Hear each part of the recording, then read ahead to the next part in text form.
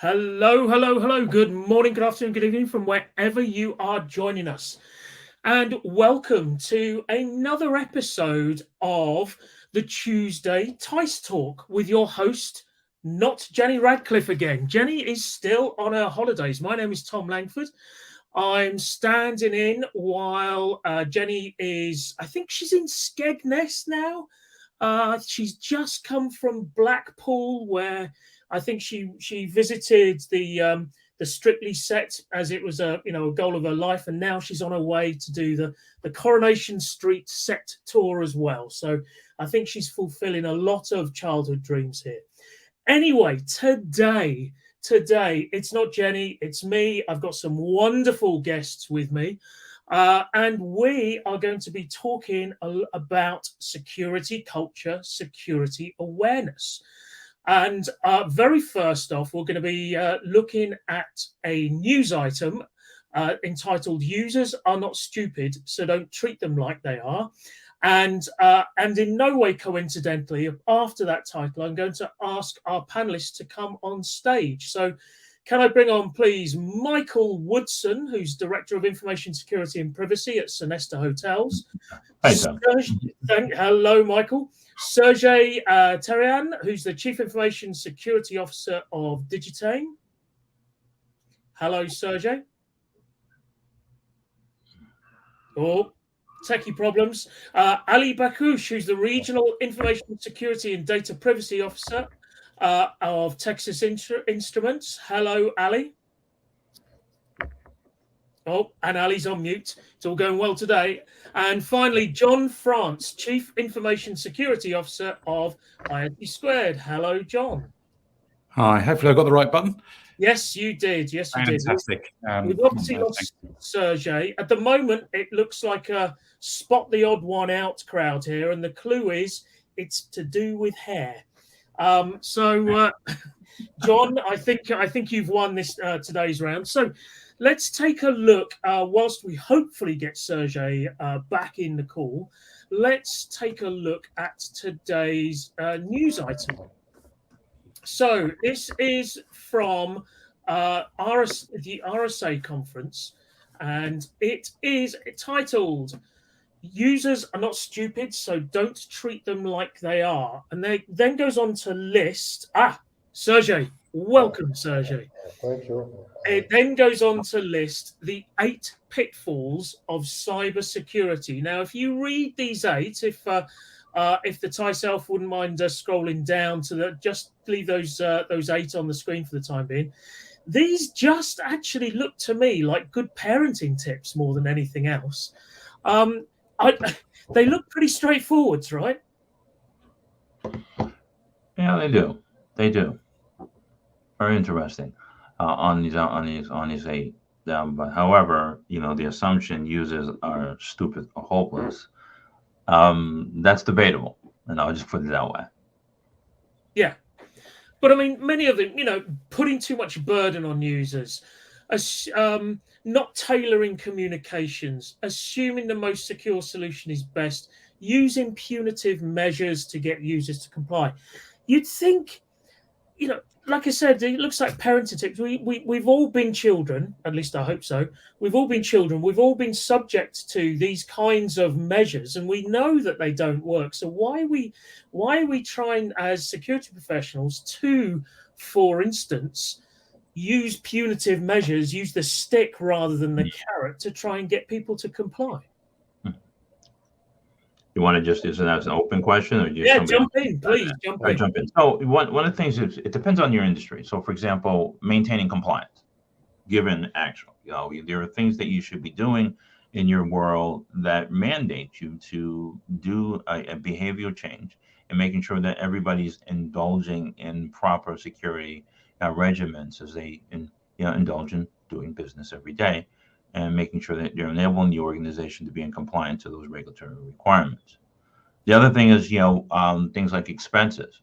When you look at that, it can help you minimize, things related to the outcome of when an incident or a breach occurs. If you've done some good things up front, it's not going to cost you later. So pay now or pay later, all right? Have a clue or pay later. Okay, and I'll stop right there for somebody else to kind of take the ball and run with it. I'll jump in and say users are not stupid, but they may be ignorant, and that's our job to educate. So part of this is awareness, and that is designing effective comms, etc. Of course, most employees' jobs, first and foremost, isn't to be a security professional, and nor should we expect them to be. But there is part of that social contract of, don't do stupid things, and we'll educate you what's the right thing to do. And that's the buy-in. So there's that. They may be ignorant until they're told or until they're educated, and then they take on part of the burden. To the point of regulation, that's a backstop. Everyone should be aware of their responsibilities as far as their industry and regulation is concerned. So I'd go with ignorant, not stupid, and that's our job to educate. And it's also our job as security professionals is probably to lower friction in the world of security, because making something too tough, too high, too difficult means people are going to avoid it. So that's our job, to remove friction. So you say it's not people's jobs to be information security professionals, but just to mix it up a little. People seem to assume, or businesses assume, that it's our job as security professionals to be project managers, finance managers, HR managers, and also know legal as well. So there seems to be a little misbalance here. And I'm not saying this in well, they should be doing it because we have to do everything else. But surely something more fundamental has to change so that it becomes part of the DNA, in the same way that being a finance person, being a legal person, being a whatever, is expected of everyone else. I think people have to understand that cybersecurity or information security is a teamwork. It is not only the information security department job. So many employers treat that InfoSec department like some kind of, policeman who keeps them under control. Therefore, when someone clicks on some phishing link or file, even if they understand what they did, they don't report about it because they are afraid of some corporate punishment. And this is the wrong mindset that many employers in different companies have. And I think we have to change that mindset. Information security department or information security guys have to be the techie friend for every employer. I think this is the key to success. Okay, yeah, very true, very true. Anyone else want to jump in on being a lawyer?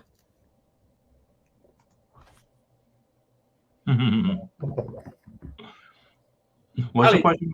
I didn't. You kind of broke up. What did you say, Tom? I was going to say, anybody else want to jump in on being, a lawyer or a finance person? I think Ali does, but we can't hear Ali. Well, let me just put it this way. And then Ali, if let me just throw this on there. One of the obligations of a security awareness program is maintaining credibility and trust, right? So using this program to leverage across whether the business experience, the employee experience, but also in the customer experience. So credibility with your customers, your clients, your internal and external stakeholders, as well as the auditors and the regulators. And that's, it's important to have a program in place at foresight for that reason.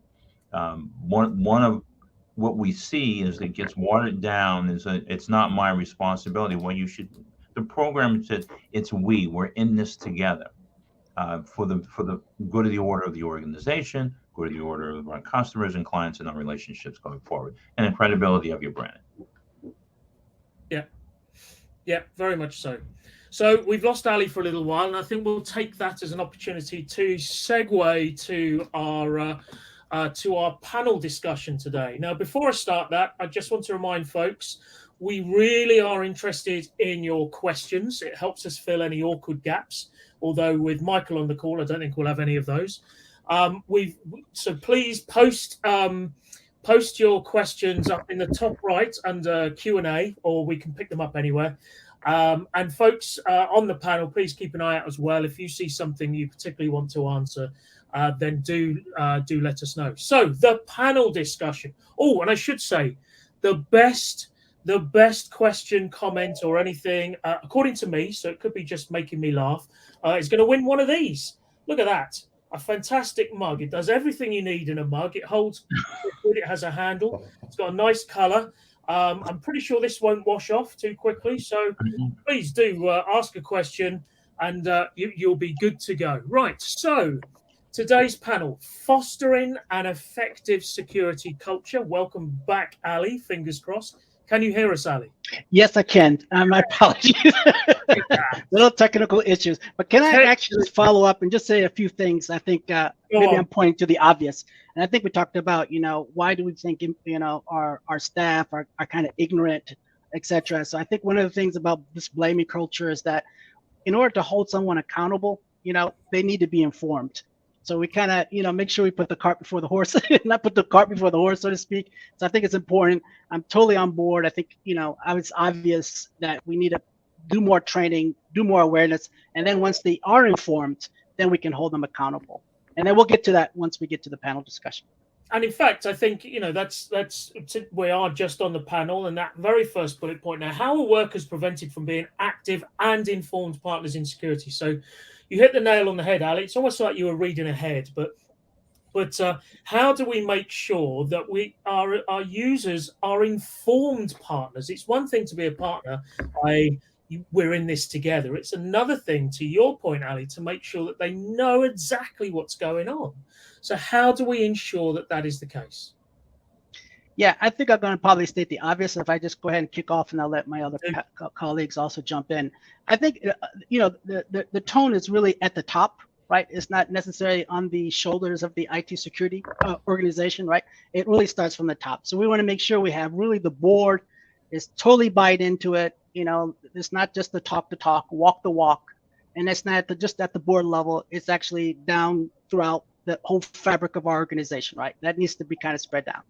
When I give you kind of a thing that I do when I start a talk or a presentation to the various, departments, I always use my hand. I always raise my hand. It says, who's responsible for information security? And it may be 30, 40 people in the room. And if I have maybe 4 or 5 people answering, then I have a job to do, right? Because ultimately we want all 30 of them to raise their hand, says, yeah, I have a part to play, right? Each one is a stakeholder in this whole, each one has a piece in our information security culture. So I think that is actually key to kind of kickstart that conversation, to let them understand what are our care abouts, because I think that is the key message. In order to have a successful security culture, they have to actually care, right? What does it mean to them? What is my interest in this topic? How can you benefit me personally? So actually, I know everyone's going to probably kick in here, but oftentimes we need to inform what's the benefit they can use at home, how they can probably secure, their relatives, their extended family, what's in it for me personally. And if they have that personal benefit, and this is where the carrot comes in, this is where I think they will be able to be more positively engaged in security when they're at work. So I'll just kick off and just kind of lay the little bit of groundwork there. Okay, what about being active and informed? 2 very different things, I think.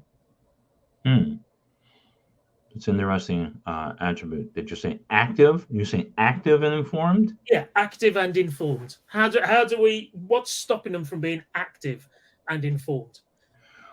Well, not having the confidence that they are aware, that they are conscious of what they know.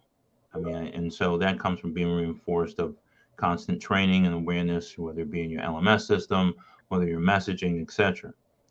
Some people still sometimes are reluctant to, if you see something, say something, and they don't know if they should, right, and have the freedom to do so. So you constantly have to reinforce that. If you see something, say something. There's no retribution. It makes sense, no matter how small, how big, no matter who you are in the organization. Again, we're in this together. Whether you be the person who does the cleaning, whether you're the security guy at the door, the valet parker who parks the car, if you see something, say something.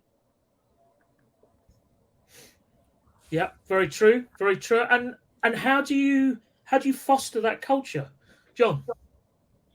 Yeah, it's so it's making it okay to report. So it's the carrot, not the stick. No one sets out to be, well, most people, 99.9%, don't set out to be malicious about what they're doing. Accidents happen, and it's not punishing them for them. It's positive reinforcement. So if you look at sort of the cultural aspect, is you can call out someone for reporting something, security champ of the week kind of thing, because they discovered something, they did something wrong, and they reported it. That's the positive reinforcement. So I think it's about building that, and to Michael's point, it's sort of good cyber hygiene, and they carry that with them, not just inside the workplace, but across their digital footprint, whether that be home and to relatives as well. So it's making it okay to report and giving them the tools, also giving them the tools to do that. But I think the key point here is fostering a security culture, and that's a security culture is a very nebulous thing. These are hard. It's very difficult to teach a culture. You have to almost. It's an embracing of a culture. These are behaviors that you probably already do, and they're just slightly massaged into place. Or is it just a case of training? Do we just sit them in a room once a year and shout PowerPoint at them and call it a culture? No, you don't. It's an ongoing. It's like a cake or a pie. I'm even going to call it, it won't be seasonal. It's like a turkey, right? But the point being, you got to add the right seasoning sauce along the way to make it right. And that's where the LMS system, the ongoing, the types of training, micro training now, and that model, and find out where they're at. I mean, some people are visual learners, some people like podcasts, and providing those resources where they can take that message with them, and learning and knowing how they go about absorbing things. Whether it be putting a poster up on the board, in the talk room, on a mug as you're drinking. One of the things that we here at Sonesta, we have it on our mugs. We try to take things, the coffee hour, in the break room, along the hallway. I went to Google, and they had messages in the bathroom. And it's long.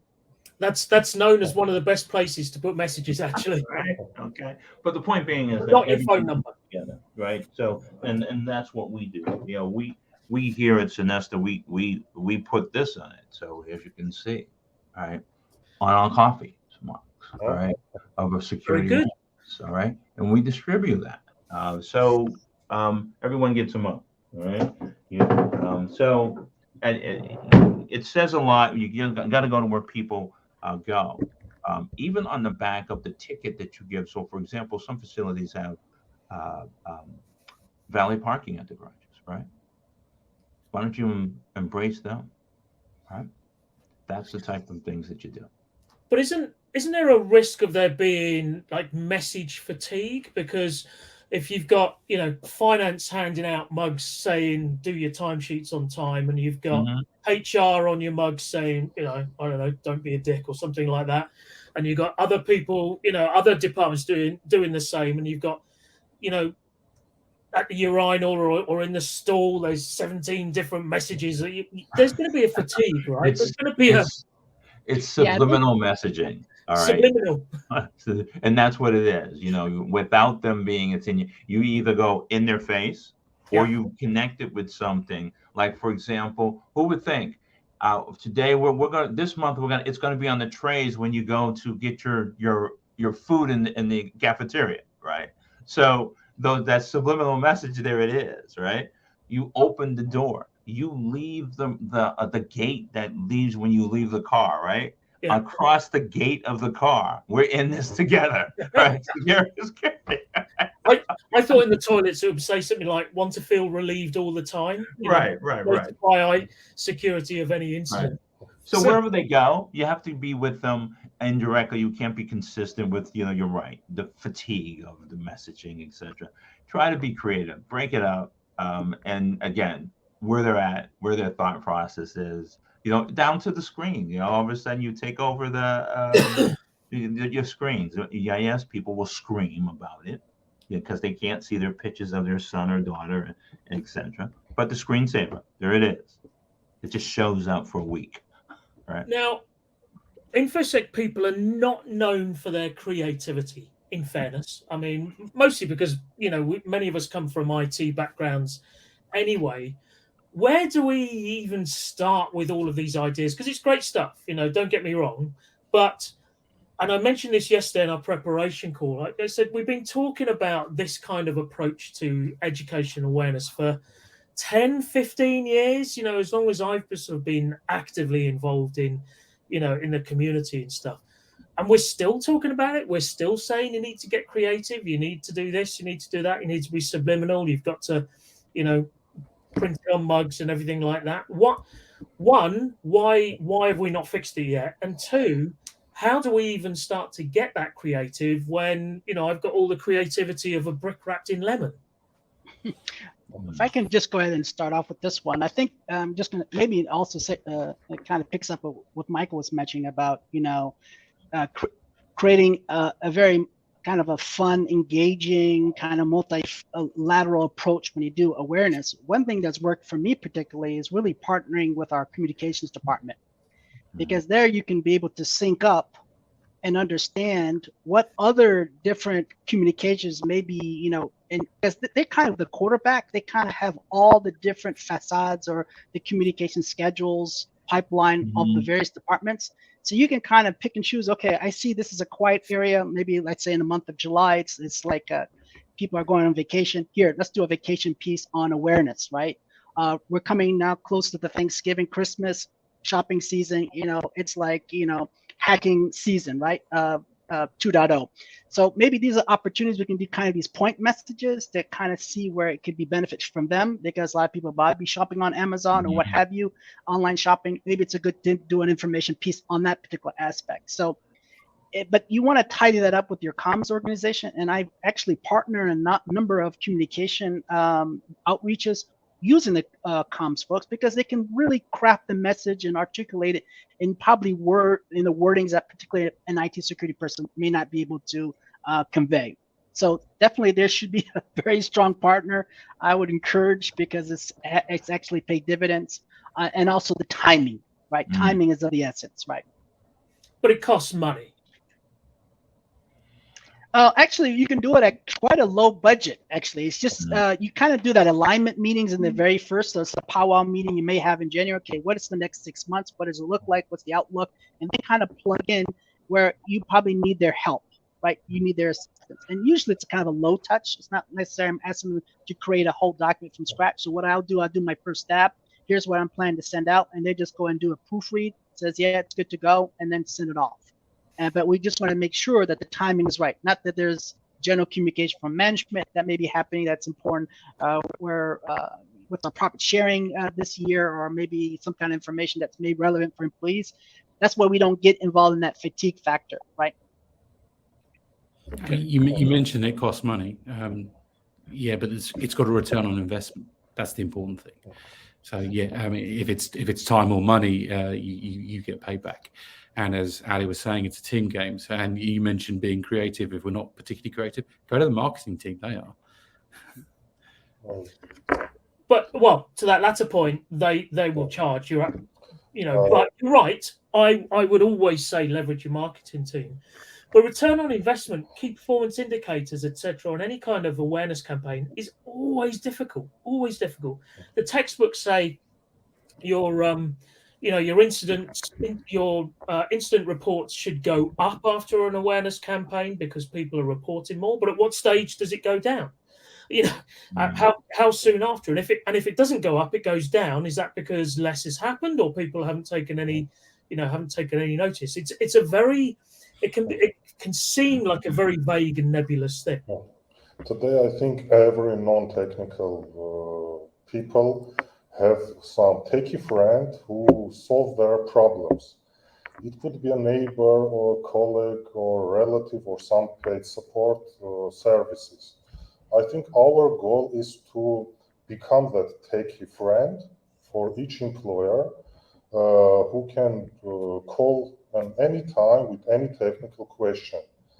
I understand that it takes time, resources from the InfoSec person, but it does not compare to what risk we can prevent or detect much earlier.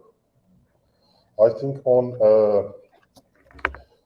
if we talk about the awareness, we talk at first about the phishing attacks, because 90% of all cyber attacks starts from the phishing.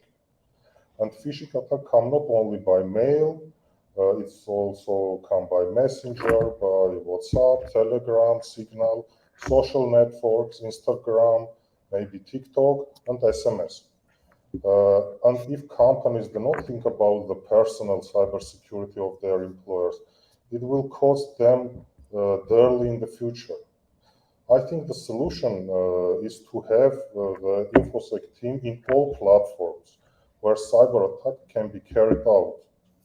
In this case, I think employers will only need to redirect the link or messages to their techie friend and wait a little, and after some checks, they get the answer. Open this message, click on the link or not. And if it is malicious, the InfoSec team must to report the platform administrator to block that. I think this is the most optimal way to think about the personal security of each employer and become the techie friend to better understand that information security is the whole company and the teamwork. It's very true. It's very true. But a point you made earlier on about the cost of doing it before rather than afterwards. How do we get a figure on that cost? How do we report on the effectiveness of that? Somebody in the chat has mentioned that, there was an incident in May 2017 that cost $92 million to recover from, and so that is now their figure. Everything's going to cost $92 million unless they do something. So it's not clear or easy to do, is it? Yes, but if we talk about the complex security, we have to understand that the human is the weakest point in the cyber chain. So, no, I'm gonna jump in. No, they're not. No, they're not. They're the only link in the security chain, not the weak link, the only link. Sometimes they can be the strongest link. Absolutely. Yes, they can. I think also in the Q&A, someone mentioned an interesting point, which is in hazardous environments.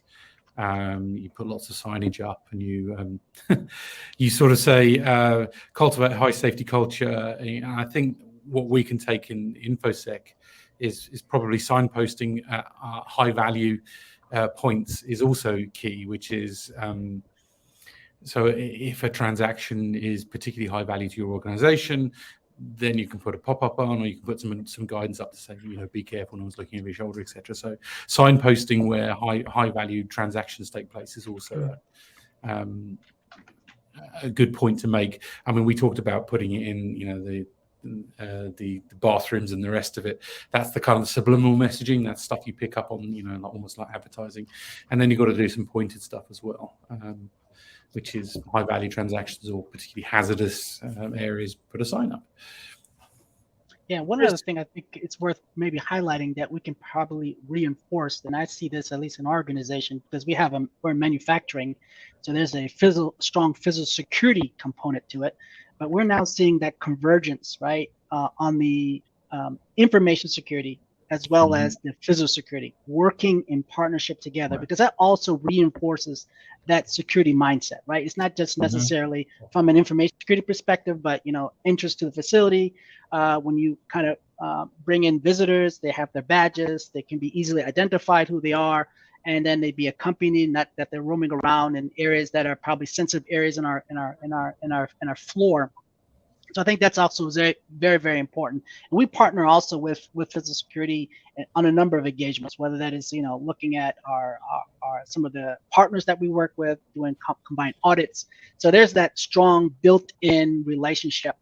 Also, when we do training, so I try to piggyback at least when they're doing training to, let's say, contractors or different audiences. Hey, why doesn't information security get a 20 minutes also pitch, right? To have that, because there's a lot of bit of overlap there. Mhm. And also, I also try to include privacy, that personal data element. That's also can be also included in information security trainings. Not that we're trying to be so diluted a little bit, but there are some very common areas that I think is worth pointing out. And I'm kind of work on those two roles as the regional CISO as well as the DPO, data protection officer. So it's kind of good to have that kind of relationship with your business partners. I've always thought of the data protection officer when it's the CISO is a bit like the master of dark arts in Harry Potter. It's going to get, that's a role that gets passed around from one person to the next. Nobody wants that role as well. Now the question that you brought up, John, that was from Sarah Templey. Thank you for the question, Sarah. You are in the lead currently for a mug. Well done. But we do have another comment from Simon, and in fact, we've got a couple of things coming up. So Simon's on safety cultures have a definite benefit, avoiding death. Security doesn't really have the same obvious result. So how do you engage people? And this is true. It's people will very easily plug in that USB stick and say, not my problem. And really the worst thing that could happen to them is they get fired. But that's not even something that's on their radar, right? So we're trying to sort of make people to care as much about health and safety where the end result is death as they do about security, where the end result is, we get a couple of weeks off while they clean up the computer systems.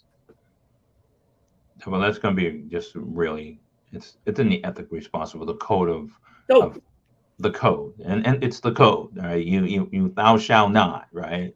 And they're just basics. You're not going to do that. You're just not going to put that USB. You're not going to go find it in the parking lot. All right, what's this? And go and plug it in.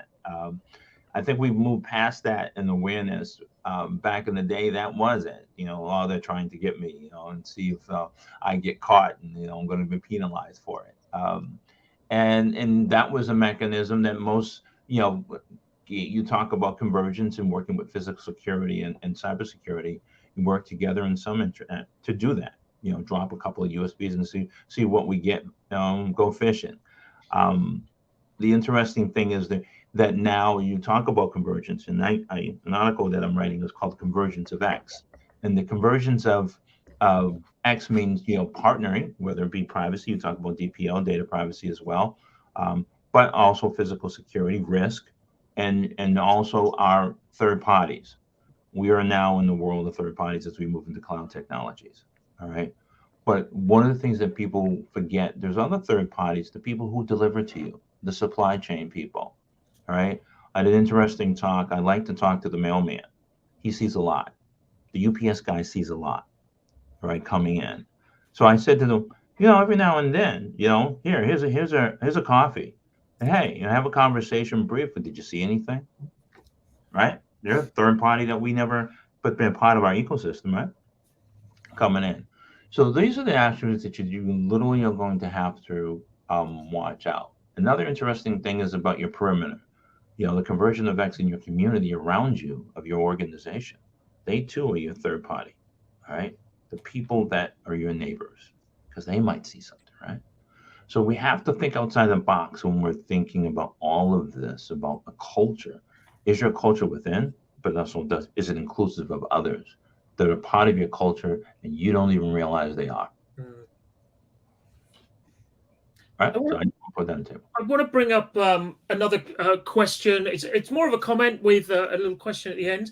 Again, from Sarah Templey. Sarah, you are just streets ahead on this competition at the moment. A company I was with put a number of employees, including some that never went near the actual chemical plant, CG Finance, through some powerful training where they brought in 2 actors to be the wife and child of someone who'd been seriously injured and talk about the effects on her and her child. Real emotional heartstring stuff. InfoSec may not be life or death unless OT is involved, but could having an identity stolen and bank account emptied be attention grabbing enough? I don't know, just a thought. I love this idea personally. One, because maybe I could get my acting chops back on and really ham it up in front of the company. But really, I think I can't believe I'm saying this, but role play, that part, trying to elicit that visceral response from people about what could possibly happen and seeing the real world consequences, I think is a very powerful way of communicating. It's about credibility and trust, right? With your and the business experience, the employee experience, as well as the customer experience, and how you can, we're in the hospitality business here, and we have to have a trust of the brand of communicating, but training of those employees to understand as an obligation of their being employees is how do you enhance that customer experience, and training goes a long way. That's a good way of method. What has, whether it be a victim of a fraud, right? Bring them in and speaking about it in first person, not something you're reading about, but first person. That's very creative, different. It bridges that gap between it happening to other people to bringing it right in front of you. Yes. And I think back to that sort of creative side of things, we seem to be very averse to doing something that goes beyond PowerPoint. Being creative for us seems to be throwing in some sandwiches and a can of Coke while you're doing the training. Why do we have such aversion to these kinds of approaches? It's never been done before. Creativity, not to dummy, but it's never been done. But that's a really good third dimension to bring into the element, is to say, hey, let's change the game. You talked about cybersecurity, the fatigue in messaging. I'll take a different approach. I talked about, be where they're at. Like I said, I was at Google the other day. They're in the bathroom. I'm like, wow, okay, in the stall, literally in the stall. All right, go to where they're at. But that's just a different approach on the tray. And so here you now bring the victim in, and the impact that it had on them as a result of that. It speaks loud and clear. It's a training element. Whether you do it live or whether you do it recorded. Kind of reverse engineering of customer testimony, customer victimization as a result of what you didn't do, goes a long way. Has anybody on the panel done anything along these lines? Anything that's really pushed those boundaries? Well, this is maybe before my time, and I'm probably considering maybe doing it just maybe when the opportunity presents itself. We're still not really out of COVID yet, but to bring in a kind of a hacker. And have someone try to hack into somebody's social media account or into their devices, have that live, right? That live session. And I think what the person who just made that last comment or that question, I think it's really relevant because a lot of times when we do awareness training, it lacks that sense of personalization, making it personal, right? And then I think that's more effective. I think also what I'm trying to do, at least in the last year or so, just do more storytelling. So look at particular incidents we had and make that as an opportunity as teachable moments to communicate those incidents. Not obviously go into the details because obviously I want to respect people's privacy. So, but that's what would you have done? And this is a real case example, right? I'm not looking at a hypothetical. This is actually something that's took place on in our region. And I think people will relate to it more will resonate more, I think, than as opposed to talking about the theory about what is, how you identify a phishing email. Here are the signals. Those typically are not so effective. People hear it over and over and over again. I think repetition is worth doing, but I think what really drives the message home is that personalization, making it setting a purpose and making it personal. Scaling those messages is challenging, though, isn't it, John? Yeah. So I'll go back to the question you said: have we done anything innovative in the past? I've done some targeted stuff that's been quite innovative. So it's a little while back now, but I got a copy of the password database and ran it through a cracker. and then plotted out on a bell curve of how strong a weaker password was. We got about 90% in about 2 hours. So, to make it competitional, and this was senior buy-in, I actually plotted out all the executive officers where they sat in the bell curve, and actually showed them, like, you're in a privileged position. Oops. Mm. Have we lost him? Okay. He was reminding me of how I got my very first firewall in my company, and that was by hacking the leadership team's passwords and showing it to them, and then saying, and this is why we need a firewall. And then, this was in the late 90s, $20,000 later, I got a firewall. So, but yeah, it's doing things like that. Actually, it's very theatrical. It's very over the top, I think, to John's point as well. But it really does make an impact. It really brings home, and to what we were saying before, Michael, it bridges that gap between that'll never happen to me to, oh my God, this is right in front of me. Mm-hmm. So you got to pick and choose when you're going to do it, though. You got to be sensitive to that. Oh yeah. So those sensitivity is going to be key. For you don't want to scare them, right? Well, you want to scare them a little bit. Right. You don't want to scare them out of your own job, but you want to scare them a little bit. Sergey, you were going to say something. Yes, I think the main problem is that a lot of people, where they are buying some well-known brands and using that services, they usually think that that big brand made a device secure by design for them. But actually, in the era of business, tech companies creating something new, they are in a hurry to enter the market with a new brand device or services, and companies spend a lot of time on developing that product and spend much fewer resources on its security. And this is confirmed by daily hacking news, and therefore everyone have to understand it's about the mindset. When we talking about culture, we have to talk about the mindset of people.